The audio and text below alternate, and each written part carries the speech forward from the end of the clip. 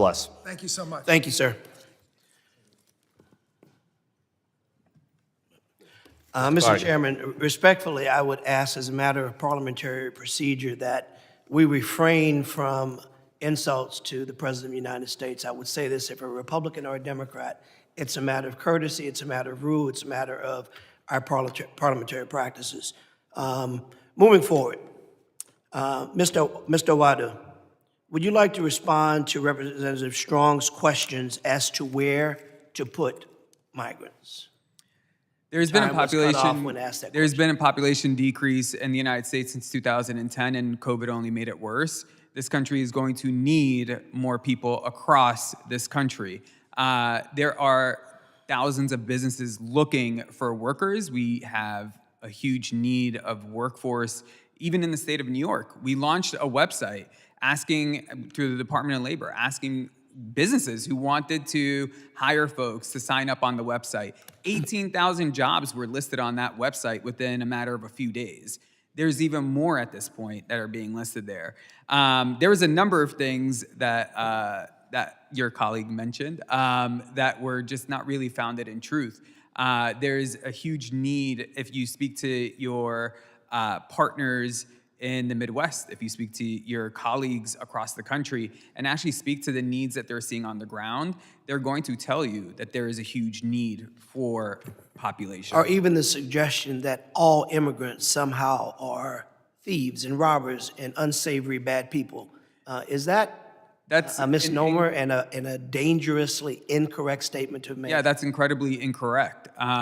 Immigrants make communities safer across the United States, not just in New York. And that's verified by data that you can even speak to, law enforcement in New York on. And on that, let me follow up. I want to start by reiterating the fact that, is it not a fact that every migrant released into our communities, including New York City, is vetted by a CBP? Every single one completes biometrics, and it's run against our databases. Yes. And as they arrived at Port Authority last year, when they were being bused, in most cases at that time in the early days of the busing from Texas, under misleading So these are not people that are just being brought in, let in, and they're not checked? No, they were processed and are given a packet of information with their immigration, pretty much registering them through the immigration system at the border. How would more federal investments in our legal pathways and the Shelter and Services Program better help local communities? Are you aware that all the House Republicans voted to slash the funding that's being sent to New York for this purpose? Yes, and that's a horrible mistake. As you heard from your colleagues on the dais, everyone keeps talking about cuts and cuts and cuts.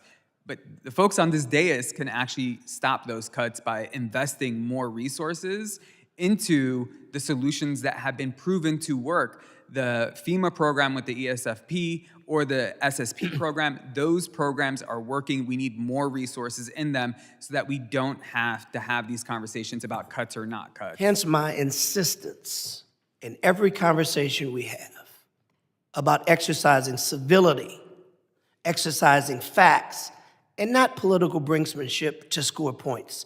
Listen, this is a real issue.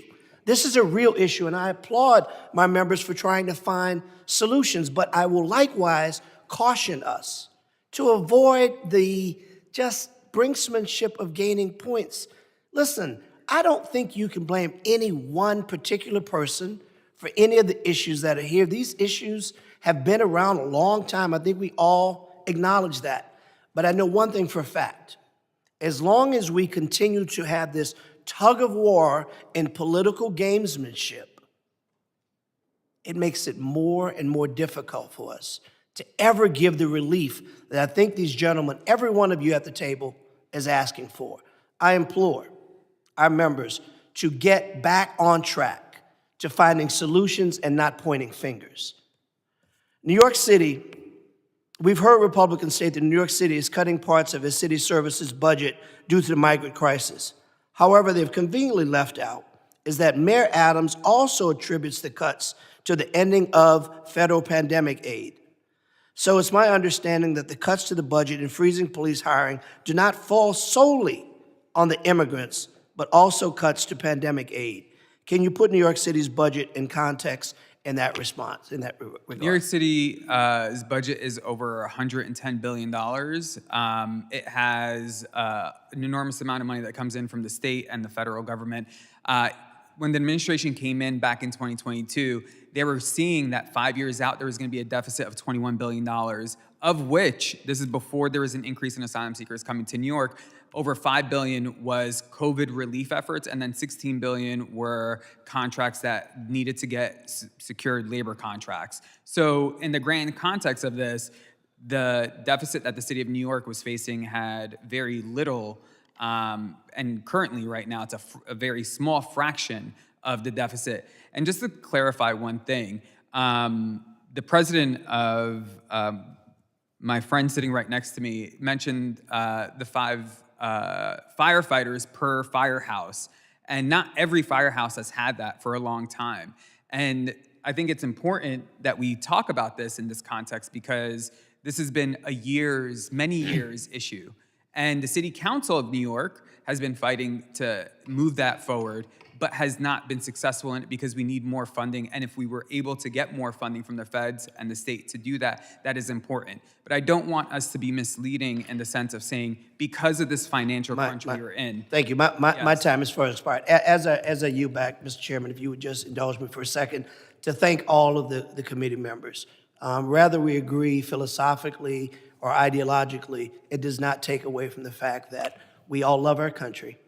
We all love the strength that our country brings and builds. And I thank each of you for your commitment, particularly our police and law enforcement and firefighters who stand up every day, notwithstanding party, race, or ideological differences, to protect the people of our great country. So thank you for your service. Thank you, Mr. Ranking Member. I now recognize from New York, Mr. Lilota. Border security used to not always be a partisan thing. You could go back a couple of decades ago and watch Democrat presidents on their State of the Union addresses speak about how we ought to secure our border, but somehow we've devolved into this partisan rhetoric on this issue. We look at our shoes. Some members in the House look at their shoes sometimes about why the border isn't secure.